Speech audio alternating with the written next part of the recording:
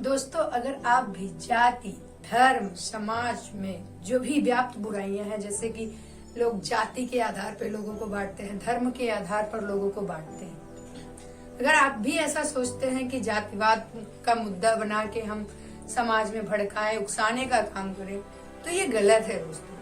आज मैं उसी से रिलेटेड एक टॉपिक लेके आई हूँ। हाल ही में अभी आप भी देख रहे हैं, कल ही परसों में इजराइल, फिलीपींस, जितने भी मुस्लिम कंट्रीज में है, उनमें एक युद्ध छिड़ा हुआ है। इजराइल के ऊपर बहुत बुरी कंडीशन हो गई। इजराइल की महिलाओं के साथ ही बहुत बड़ा अत्याचार हुआ है। कल मतलब परसों पूरी कई घंटों तक एक महिला के साथ बहुत ही गलत हुआ, उसको लेके पूरे बाजार में घूमे थे दोस्तों। अगर आप न्यूज से जुड़े होंगे, करंट अफेयर्स पढ़ रहे हैं या सोशल मीडिया पे थोड़ा भी अगर एक्टिव होंगे, तो आपको ये घटना पता होगी दोस्तों। मुझसे बेटर शायद आप जानते होंगे ब्राजील के बारे में जो भी हुआ है।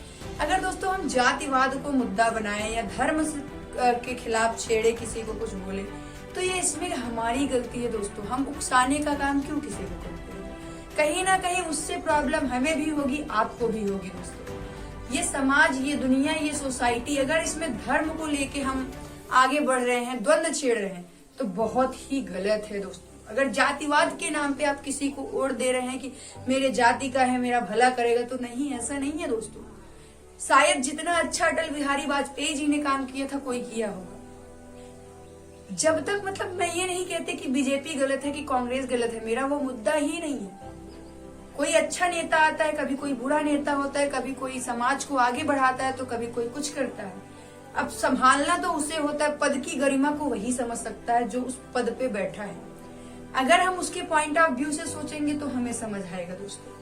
मेरा मेन मोटिव ये है कि अगर हम जाति, धर्म, समाज में जो भी बुराइयां व्याप्त है, उसको लेके लड़ेंगे, झगड़ेंगे, तो उसमें अपना ही नुकसान है दोस्तों। अगर एग्जाम्पल के तौर पर मैं वही ब्राजील की घटना उठाऊंगी, क्योंकि वहां पे जो द्वार चल रहा है, वहां पे जितनी भी मुस्लिम कंट्रीज हैं, वो कह रही है हमें हिंद को फतेह करना है। मतलब वही ट्रेनिंग ही दे रहे हैं वो लोग कि हमें हिंद को जीतना है। और कल की घटना पे पाकिस्तान ने एक बहुत ही बड़ी लाइन बोली है कि यही सलूक हमें कश्मीर के साथ करना चाहिए, भारतवासियों के साथ करना चाहिए, जो ब्राजील के साथ हो रहा है, ताकि उन्हें भी याद आए दोस्तों।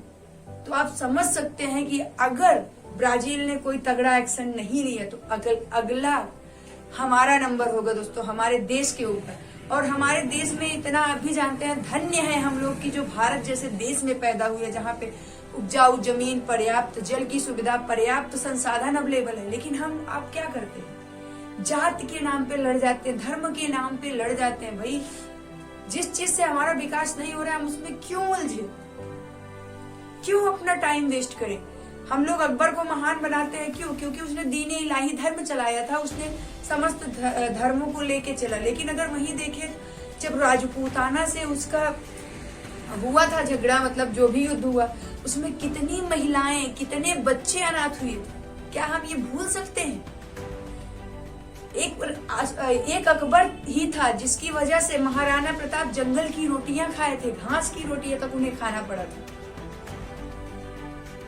परिवर्तन आई नो उसके अंदर भी आया। अकबर को महान बोलते हैं हम, सही है, लेकिन अगर देखा जाए तो क्या जातिवाद के नाम पे हम लोग लड़ रहे हैं जो वो उचित है? इतिहास उठा के देखिए आप, एक से बड़े एक धुरंधर आपको मिल जाएंगे। अगर मैं बात करूं मौर्य सम्राट की, अशोक की, जो अगर उनके लिए तो पूरी दुनिया में एक लाइन फेमस है कि अशोक का तेज, अगर अशोक की तुलना हम किसी भी राजा से करते हैं तो वो दब जाएगा। चाहे वो अकबर को ले लो, चाहे जिसको ले लो, चाहे वो आप किसी भी राजा को उठाइए, आप अशोक को रख दीजिए, आप अपने आप समझ में आ जाएगा कि कौन महान था।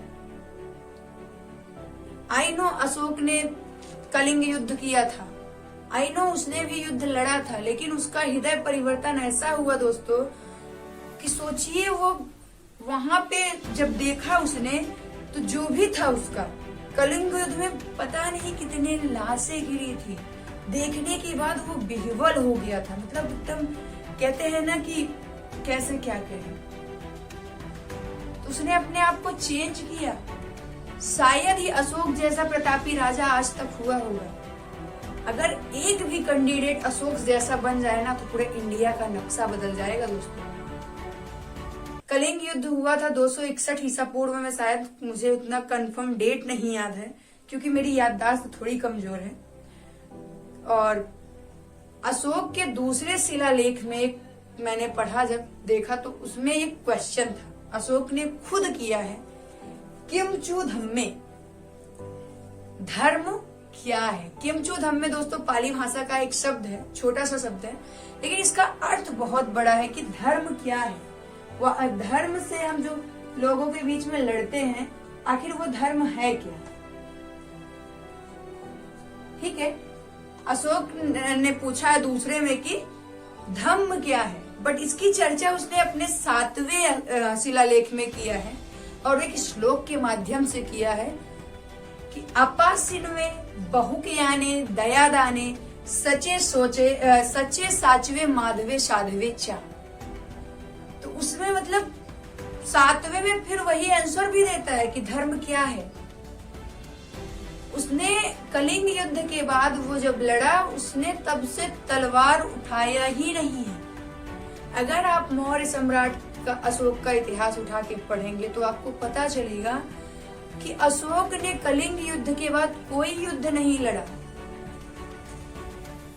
आज हम उसे महान क्यों बोलते हैं? क्योंकि सम्राट अशोक, उनके लिए सम्मान निकलता है दोस्तों।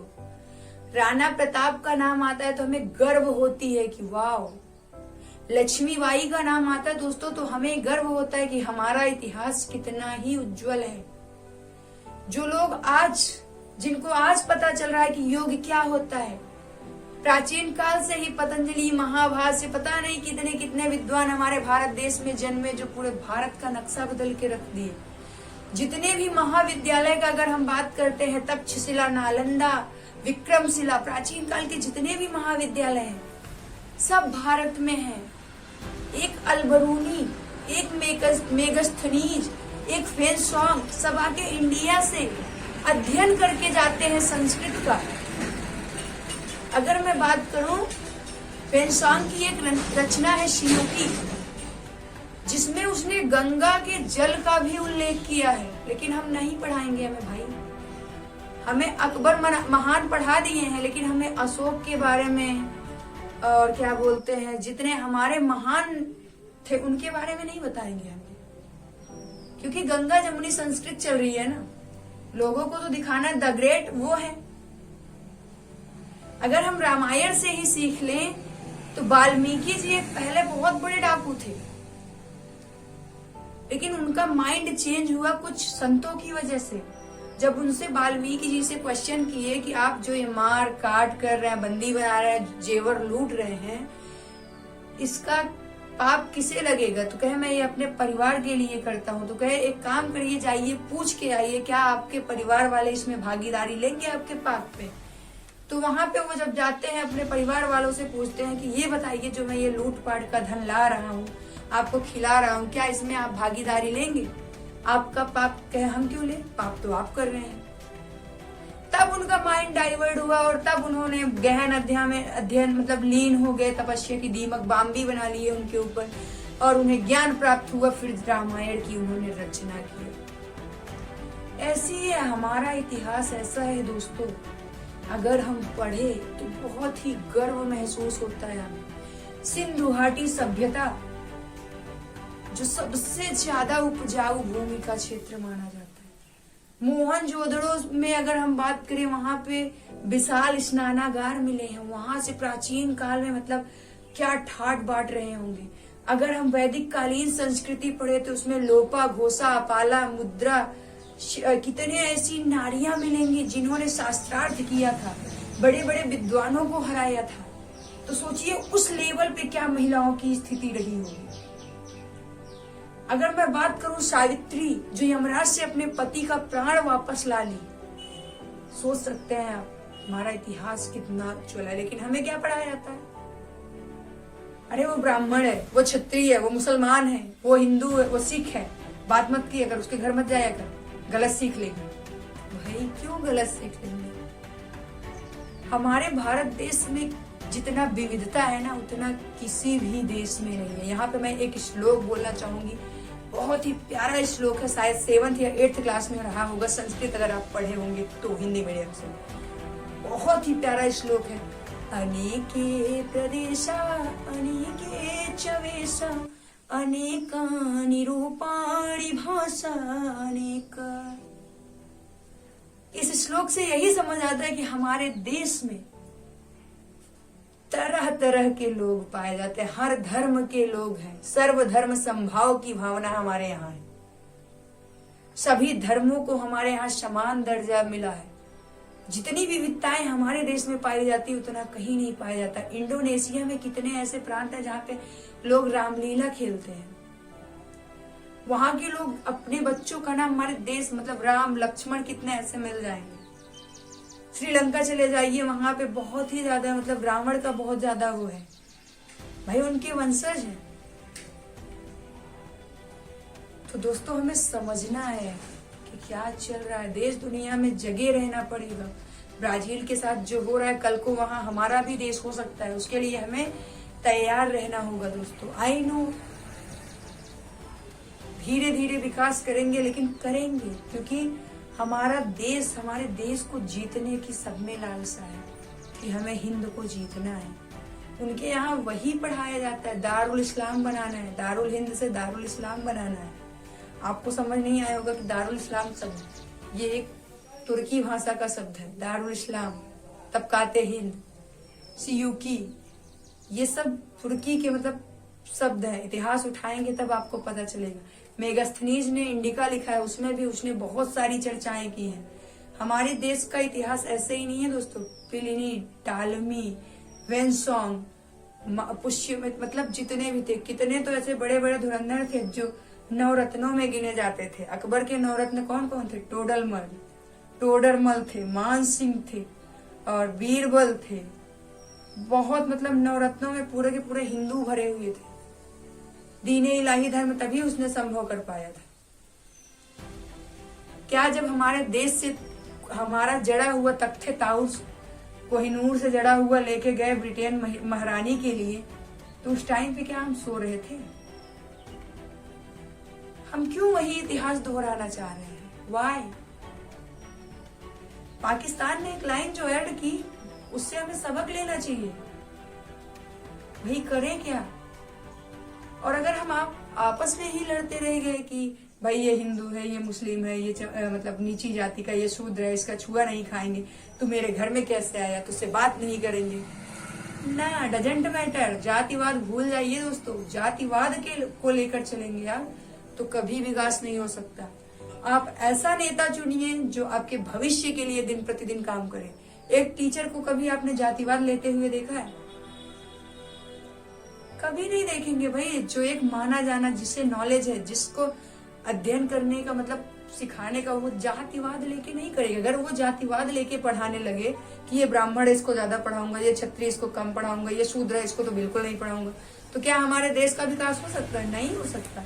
तो टीचर्स के लिए तो सारे बच्चे समान होते हैं, तो वैसे ही हमें सबके साथ समान व्यवहार करना है, चाहे जो जिस जाति का हो, चाहे जो जिस धर्म का हो, चाहे जो कैसे भी क्यों ना हो।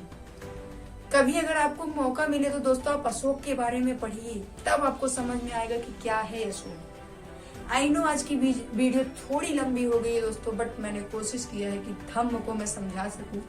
किमचु धम्मे जो दूसरे शिलालेख में है अशोक के, और उसने 7वें शिलालेख में इसका वर्णन भी किया है। अपासिनवे बहुक्याने दयादाने सच्चे साचवे माधवे साधवे चा। तो इसका अर्थ भी है। अगर कुछ भी नहीं समझ में आया है इसमें तो आप कमेंट बॉक्स में बताइएगा, मैं पूरी बताने की कोशिश करूंगी आपको।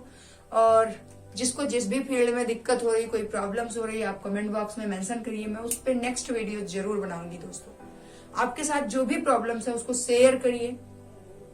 लिंक है मेरा इसमें, इंस्टा का लिंक है, फेसबुक का लिंक है, आप उस पर डाल देंगे तो मुझे मिल जाएगा दोस्तों। या फिर कमेंट बॉक्स में ही आप बता दीजिए कि मैम मुझे ये प्रॉब्लम हो रही है, यहाँ इसका कैसे सोल्यूशन निकलेगा, या मैं डिप्रेशन में हूँ, या मेरे साथ ये प्रॉब्लम्स हो रही है, मेरे घर में बहुत मतलब बुरी कंडीशन है, तो मैं आपको जरूर सलाह दूंगी दोस्तों, जरूर मार्गदर्शन का काम करूंगी दोस्तों। आई नो अभी मैं भी बहुत छोटी हूँ, बट मैं अपनी तरफ से पूरी कोशिश कर रही हूँ दोस्तों आपको सिखाने के लिए, क्योंकि एक ज्ञान एक ऐसा माध्यम है जो हमें एक छोटे से बच्चे से भी सीखना पड़ता है, बड़े से भी सीखना पड़ता है और चोरों से भी हमें सीखना पड़ता है। फॉर एग्जाम्पल, अगर चोरी भी किसी को करना है तो उसमें भी पूरी ईमानदारी के साथ करना चाहिए। जब अगर आप किसी के पेड़ से आम तोड़ रहे हैं तो मार के भाग क्यों रहे भाई? जब चोरी तो अब लग ही गया कि चोरी तो कर रहे हैं, तो विधिवत करिए, उसके बाद भागिए ना।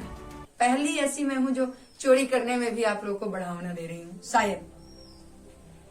तो अगर वीडियो अच्छा लगा हो दोस्तों तो कमेंट बॉक्स में बताइएगा और एक अपने दोस्त के साथ जरूर शेयर करिएगा दोस्तों, ताकि वो भी कोई एग्जाम की प्रिपरेशन कर रहा है, कुछ भी कर रहा है, तो उसको निश्चित तौर पर इस टॉपिक से लाभ मिलेगा। किंचु धम्मे, धम्म क्या है? तो यहीं तक था आज के लिए, इतना ही काफी है दोस्तों। और अगर मन करे आपका तो चैनल को सब्सक्राइब कर लीजिए। कोई फोर्स नहीं है, कोई जबरदस्ती नहीं है, कोई जोर नहीं है दोस्तों। इच्छा हो तभी सब्सक्राइब करिएगा, वरना मत करिएगा दोस्तों। अगर आप सब्सक्राइब कर ही रहे हैं तो बेल आइकन भी प्रेस कर लीजिएगा, ताकि अगली वीडियो की नोटिफिकेशन आप तक आसानी से पहुंच सके। अगर आज मेरी बातों से आप लोगों को कुछ बुरा लगा हुआ हो तो I am very very sorry दोस्तों, क्योंकि बोलना जरूरी था। कहीं ना कहीं मुद्दा बढ़ रहा था। ब्राजील पे आप लोग नजर बनाए रखिए कि अगला कदम क्या हो रहा है, क्योंकि अगर एक देश के ऊपर हमला हो रहा है तो समझ लीजिए कल वहीं हम और आप हो सकते हैं। क्योंकि हमारे यहाँ भी पुलवामा अटैक्स हुए, कितने अटैक हुए, कितने जवानों को हमने भी खोया है दोस्तों। तो वो दिन ना आए, वो दौर ना घटित हो, इसके लिए हमें भी प्रिपेयर्ड रहना है। तो अभी से आप मजबूत बनिए और ईमानदारी के साथ मेहनत करिए। परिवर्तन हम और आप करेंगे दोस्तों। जो चल रहा है, जैसे चल रहा है ऐसे नहीं, हम आप एक बेहतर नेता चुनेंगे जो हमारे जॉब के लिए, हमारे लिए सोचेगा दोस्तों, जो हमारी शिक्षा व्यवस्था को सुधार सके दोस्तों। तो क्योंकि 2024 का चुनाव आने वाला है, तो जिसमें जिसको देने की आपकी इच्छा करे, कोई जोर जबरदस्ती नहीं है कि घर वाले यहाँ दे रहे हैं। आप स्वतंत्र हैं। 18 साल की उम्र के बाद हर कोई स्वतंत्र होता है। जो स्वेच्छा से जिसको लगे कि नहीं ये मेरा विकास करेगा, ये मेरे लिए भला सोचेगा, ये नेता मुझसे नए नए ऑफर्स देगा, उसको चुनिए दोस्तों। क्योंकि हमारा देश जो है, हमारा संविधान जो है वो प्रजातंत्रात्मक है। इसमें हम और आप राजा हैं, जो नेता है उनका कोई वो नहीं है। हमारे देश को प्रजातंत्रात्मक शासन कहते हैं। तो असली स्वामी हम और आप हैं दोस्तों। हमारे पास वो गरिमा है, हम जिसे चाहेंगे उसे जिता सकते हैं, जिसे चाहेंगे उसे हरा सकते हैं दोस्तों। अगर वीडियो अच्छा लगे दोस्तों तो कमेंट बॉक्स में जरूर बताइएगा दोस्तों। आज के लिए इतना काफी है। आई नो वीडियो लंबी हो गई है, बट मुद्दा भी लंबा था दोस्तों। कल फिर मिलेंगे एक नए जोश के साथ, एक नए दोस्त के साथ, एक नए उत्साह के साथ। जाते जाते मैं वही एक लाइन फिर बोलूंगी अपने सर वाली, कि बड़ों का सम्मान करिए, आदर करिए, छोटों को प्यार दीजिए और अपना व्यक्तित्व इस प्रकार व्यक्त करिए कि महिलाएं आपके साथ सुरक्षित महसूस करें दोस्तों। जय हिंद, जय भारत दोस्तों। Thank you so much.